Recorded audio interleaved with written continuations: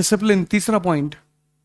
मजदूर वो जिसको जबरदस्ती डिसिप्लिन में रखा जाता है। सर ये इतना बड़ा पॉइंट है ना डिसिप्लिन। मेरी 11 बजे क्लास थी यहां पे, मैं 10:15 बजे आ गया था, 10:15।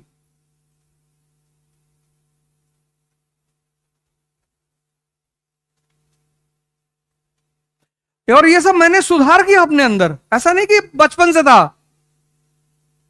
ये चीजें मैंने इंप्रूव की, ये भी मैंने भी सीखा।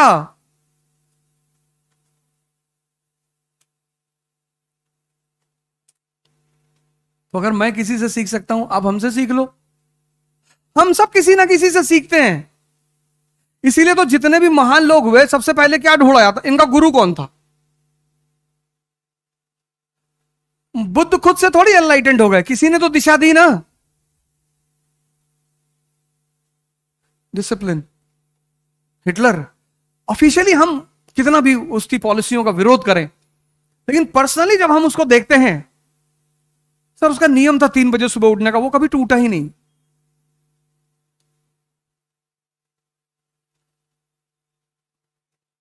टूटा ही नहीं। शराब नहीं पीता था। जर्मनी वाला आदमी, जहां टेम्परेचर -20 है, शराब यूरोप की कल्चर का हिस्सा है। इसलिए इस्लाम बड़ी जबरदस्त पकड़ पश्चिम यूरोप में नहीं बना पाया, क्योंकि वहां का व्यक्ति बिना शराब के जी ही नहीं सकता। सऊदी अरेबिया में इस्लाम पैदा हुआ ना, वहां जो आदमी शराब पिएगा, वहां का आदमी ओल्ड मॉन्क पिएगा, वो डेड मॉन्क हो जाएगा। 50 डिग्री सेल्सियस टेम्परेचर है, लेकिन यूएस, अरे रशिया,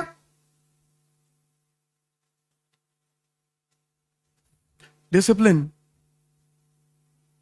आप 1 साल के लिए एक डायरी बनाओ अपनी, और अपनी डेली की रिपोर्टिंग लिखो, डेली।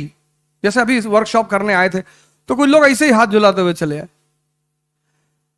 कि चलो पांडे आओ, कुछ चुटकुला उटकुला सुना जी, आओ चला जाए। सीखने आए हो यार, थोड़ा डिसिप्लिन में आना चाहिए था। एक डायरी ले लेते, एक पेन ले लेते, एक कॉपी ले लेते, कुछ तो ले लेते।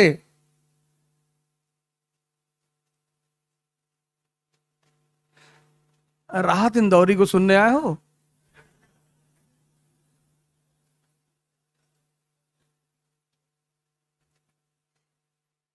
जो आज साहिब मसनद हैं, कल नहीं होंगे। पता है चचा, हिस्ट्री ही पढ़ाते हैं।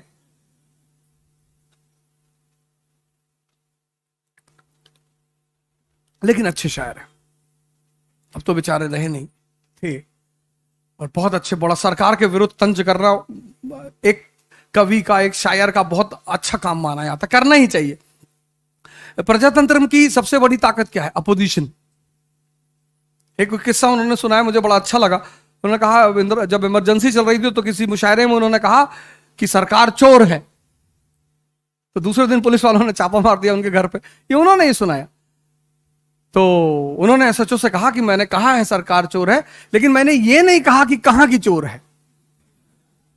मैंने ये नहीं कहा कि भारत की चोर है, कि रूस की चोर है, कि ब्रिटेन की चोर है। मैंने ये नहीं कहा। तो सब इंस्पेक्टर ने कहा कि साहब आप हमको बेवकूफ समझ रहे हैं, हमको नहीं पता कहां की चोर है।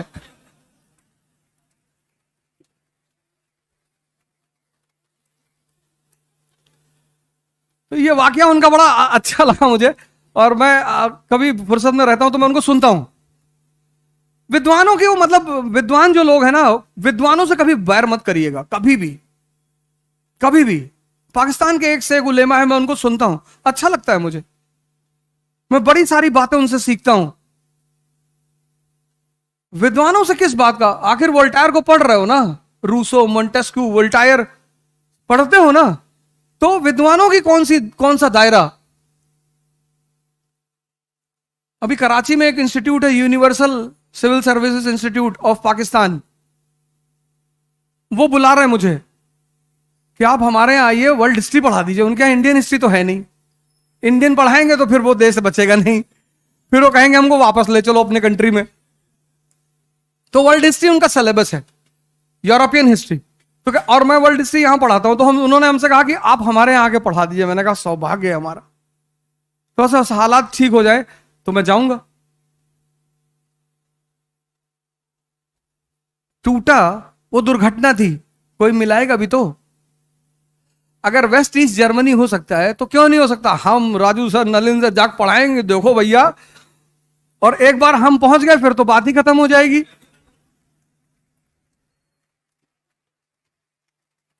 हम पहुंचे तो वहां डिसिप्लिन। आप, ये छोटी बातें हैं, बहुत छोटी। बाकी प्रीलिम्स मेंस इंटरव्यू तो बहुत बाद में आता है। देखिए 2 साल से हैं यहां पे, कितने लोग यहां बैठे होंगे जो 2-2, 3-3 साल से यहां तैयारी कर रहे होंगे। क्या फायदा, क्या फायदा?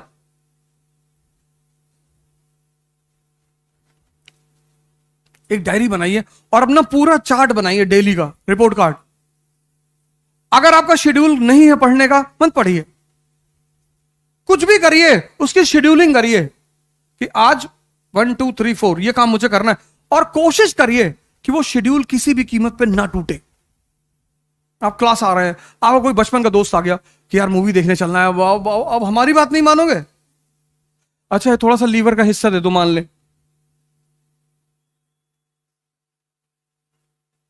ऐसे बड़े सारे वाकयात होते हैं, अब हमारी बात नहीं मानोगे? अब यही सब होगा। अपने शेड्यूल को मत तोड़ो। तुम 1 साल ये बातें करके देखो, अगर तुम्हें रिजल्ट नहीं मिलेगा मैं फिर आऊंगा दोबारा। तुम 1 महीने के अंदर अपने अंदर चेंज देखोगे। चौथी बात, ये तो सामान्य बातें रही, संघर्ष, मन और डिसिप्लिन। अब हम आ जाएं कुछ परीक्षा की तरफ।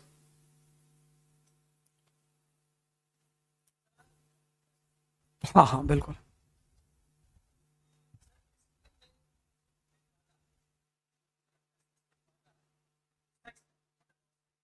अच्छा अच्छा ठीक है, कोई बात नहीं।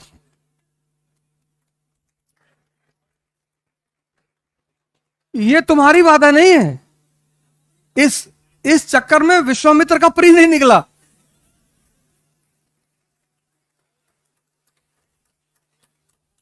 ये तो तुमने बहुत बड़ा मुद्दा छेड़ दिया। इस पे तो मैं 3-4 साल क्लास ले लूंगा। लेकिन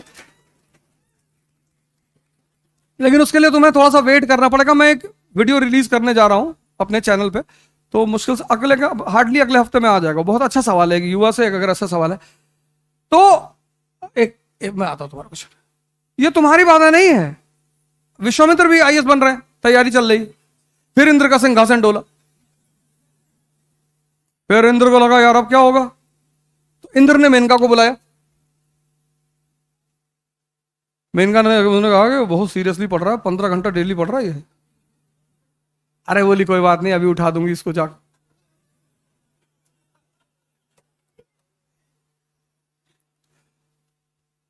और जैसे तुम आंख आंख बंद करके सोचते हो, ऐसे विश्वामित्र बैठे थे और जाके उन्होंने चूड़ी ऐसे खनखाई, उन्होंने एक आंख खोल के देख लिया, ये लड़की खड़ी।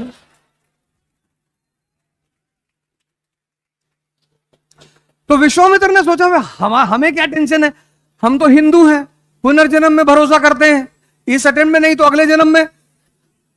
लड़की तो मिल गई।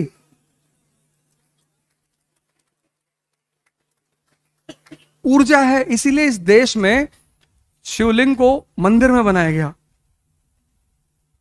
उसके ऊपर कोबरा साहब, विज्ञान भैरव तंत्र एक किताब है, कभी तुम्हें मौका लगे जरूर पढ़ना। Conversion of energy. जो बच्चा है, बच्चा, वहां सेक्स हार्मोन एक्टिव नहीं है, इसलिए बच्चे की जो सबसे बड़ी तमन्ना है ना, वो है चॉकलेट। उससे बड़ी उसकी तमन्ना नहीं है। स्त्री उसकी तमन्ना नहीं है, पुरुष उसकी तमन्ना नहीं है, उसकी तमन्ना है चॉकलेट।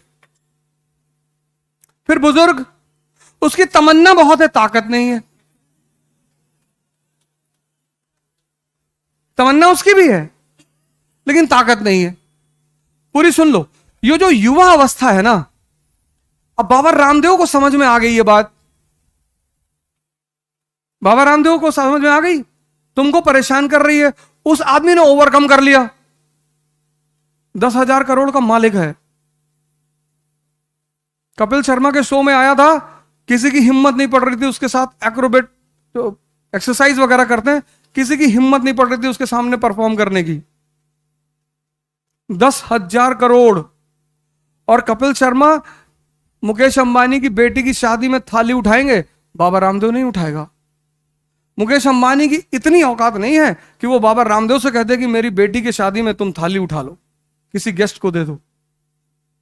मुकेश अंबानी की बेटी की शादी में एक बड़ी प्यारी घटना घटी। बॉलीवुड के जो कलाकार हैं उसको बुलाया उसने और कहा तुम लोग जितने भी गेस्ट आए हैं सबको सर्व करोगे। क्या संदेश दिया उस आदमी ने। पैसा होने से सब कुछ नहीं है, लेकिन यह बात वो सदगुरु से नहीं कह सकता था। ज्ञान सर्वोच्च है, तब भी था, आज भी है और कल भी रहेगा। वो बाबा रामदेव से मुकेश अंबानी नहीं कह सकते कि आप हमारे यहां गेस्टों का आदर करेंगे और उनको माला पहनाएंगे, उनको खाना सर्व करेंगे। नहीं नहीं नहीं, नहीं। क्योंकि शक्ति ही तो है। और अगर वो शक्ति, और वो शक्ति एक समय आएगा, इसलिए मैंने बड़े सारे वीडियोस डाले यूट्यूब पे कि कन्वर्जन, धर्म का जो सबसे बड़ा सिद्धांत है वो है कन्वर्जन, लेकिन एक है सूडो कन्वर्जन। खत्म, श्यामलाल बन गया शमशुद्दीन, नाम चेंज करने से थोड़ी कुछ होता है। श्यामलाल बन गया सैमुअल, लेकिन ये सूडो कन्वर्जन है। जो ओरिजिनल कन्वर्जन, अल्लामा इकबाल कहते हैं ना, कुछ बात है कि हस्ती मिटती नहीं हमारी। कौन सी बात? यही बात कि सिद्धार्थ इंद्रियों पे जी रहा है, और जो व्यक्ति इंद्रियों पे जी रहा है उसको जो इंद्रियों की विशेषताएं हैं वो प्रभावित करेंगी। अगर तुम्हें सेक्स प्रभावित कर रहा है तो तुम एक नॉर्मल इंसान हो। अब कुछ ज्यादा कर रहा है तो थोड़ा सा एबनॉर्मल हो, लेकिन अगर तुम्हें सेक्स प्रभावित कर रहा है तो तुम नॉर्मल इंसान हो। लेकिन इस देश ने एक समय पर आकर कह दिया कि सेक्स की कोई बात नहीं करेगा। जैसे इस देश में अगर तुम सेक्स पे बात करो तो लोग तुम्हें रोक देंगे तुरंत, भाई साहब प्लीज, गंदी बातें कर रहे, करने के लिए मरे जा रहे हो।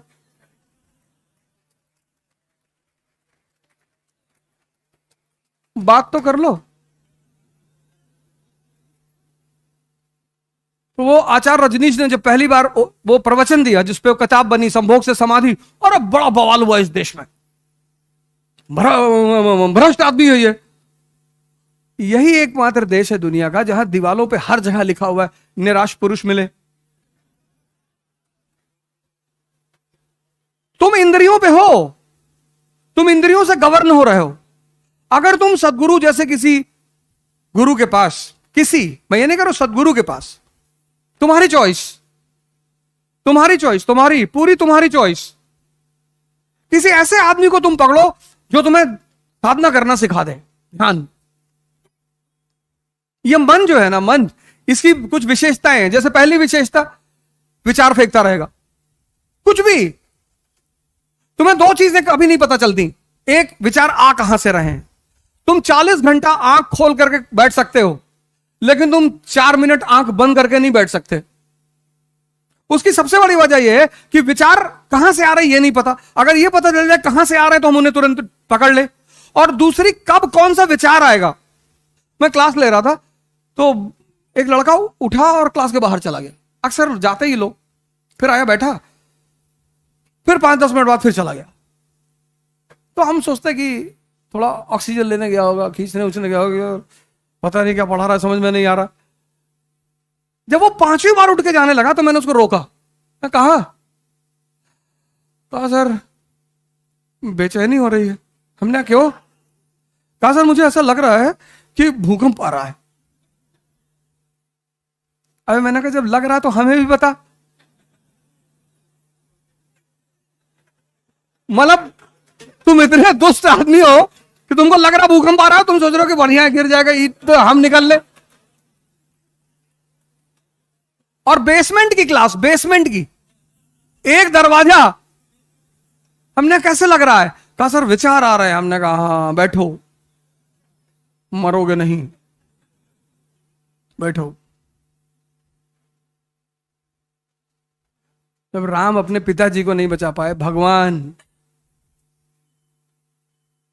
कहते भगवान सब करता है, अपने पिताजी को नहीं बचा पाए, राजा दशरथ को। कुछ नियम है वो शाश्वत है, इटर्नल। तुम्हें इसके लिए साधना करनी पड़ेगी। तुम सबको, यहां जितने युवा बैठे हैं, यही तो भगत सिंह की यूएसपी है। हम में और उस व्यक्ति में क्या फर्क है?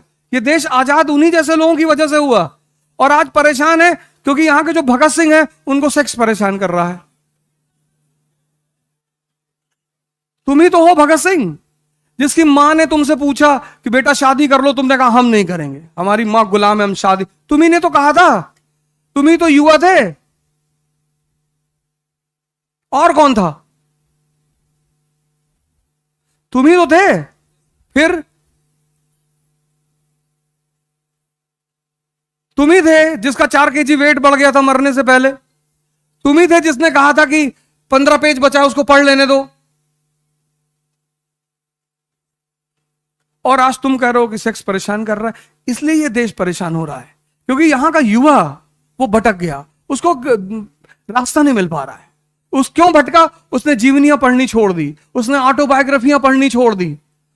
एक मेरे मित्र हैं, उनके भाई भतीजे राजेंद्र नगर में रहते थे, तब तो वापस घर चले गए। तो उन्होंने मुझसे कहा कि अवध यार जरा उसको पैसा दे दो कुछ। हम पैसा लगा नहीं पाए, कुछ दे दो। तो हम उनके कमरे पे गए पैसा देने के लिए, तो वो कुछ हल्दी और शहद वहद लगाया हुआ था चेहरे पे। तो हमने पूछा कि ये क्या है? कहा भैया चाचा वो हल्दी लगाए हैं, शहद लगाए हैं ना। क्यों? कहा कि इससे चमक आती है। तो उन्हें तुरंत फोन निकाल के अपने वो मित्र को फोन किया। हमने कहा इसको ले जाओ, ये अगर 60 जन्म आईएएस देगा तो भी नहीं होगा इसका। ऐसे क्या कह रहे हो यार? मैंने इसका बेसिक कॉन्सेप्ट नहीं क्लियर है। ये चमक आ रही है पावर की वजह से, यहां क्यों नहीं आ रही, वहां क्यों नहीं आ रही है? जब इतना बेसिक सिद्धांत तुम्हारा क्लियर नहीं है तो तुम आईएएस बनोगे? जहां इकोनॉमी, पॉलिटी, सोसाइटी सबको मिलाकर सोचना पड़ता है। इंटरडिसिप्लिनरी प्रिपरेशन है ये। इस प्रिपरेशन की सबसे खास बात यह है इंटरडिसिप्लिनरी। तुम्हें इकोनॉमी समझ में नहीं आई, तुम्हें पॉलिटिक्स कभी नहीं आएगी, आएगी ही नहीं। यही तो एक खतरा है। हम क्यों बार बार तुमसे कहते हैं एनसीईआरटी पढ़ने का? तुम्हारा बेस मजबूत हो जाएगा। तब तुम बेस मजबूत होने के बाद जब सारे सब्जेक्ट को कनेक्ट करके पढ़ोगे। अफगानिस्तान में स्त्रियों की दशा बुरी क्यों है? क्योंकि वो इकोनॉमिक तौर पर इंडिपेंडेंट नहीं है। पराधीन सपनों सुख नहीं, इस्लाम रीजन नहीं है। इस प्रिपरेशन की सबसे अहम पहलू क्या है? इंटरडिसिप्लिनरी। यहां तुम सेग्रीगेट करके नहीं पढ़ सकते।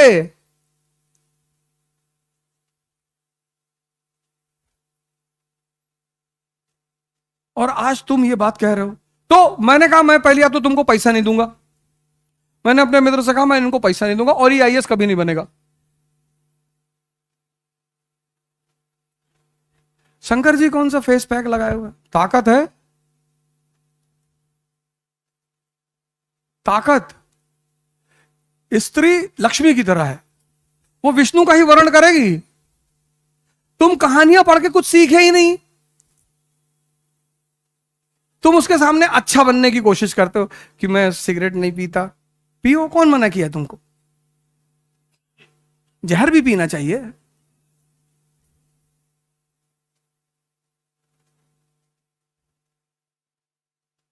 समुद्र मंथन से लक्ष्मी जी निकली, देवताओं और असुरों में झगड़ा हो गया, हम शादी करेंगे, हम शादी करेंगे। उन्होंने कहा लाइन से लगा बैठ जाओ, मैं डिसाइड करूंगी।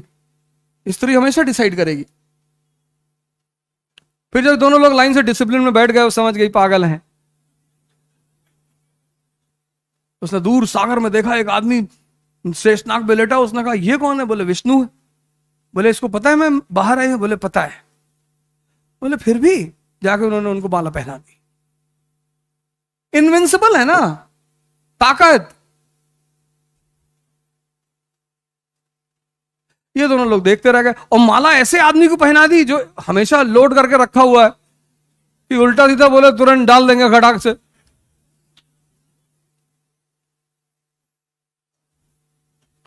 तो तुम सेक्स से इसलिए परेशान हो क्योंकि तुम्हारा मन बहुत कमजोर है। तुम्हारे पास कोई इतना बड़ा गोल नहीं है जो इस छोटी सी चीज को ओवरशैडो कर जाए। तुम्हारे पास कोई नशा नहीं है। ये जो तुम शराब को नशा मानते हो, ये सबसे घटिया नशा है। पीते हो तो अच्छी बात है, कोई बात नहीं, लेकिन बाप के पैसे का कभी मत पीना। बड़े मेहनत का पैसा होगा। आप में से बहुत सारे लोगों के पिता एक सामान्य सैलरी पाते होंगे और वो आपको पैसा देते होंगे। अपने पिता के पैसे को कभी इधर उधर मत करना।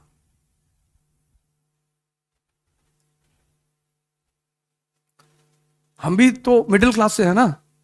हमारे पिताजी पोस्ट ऑफिस में थे,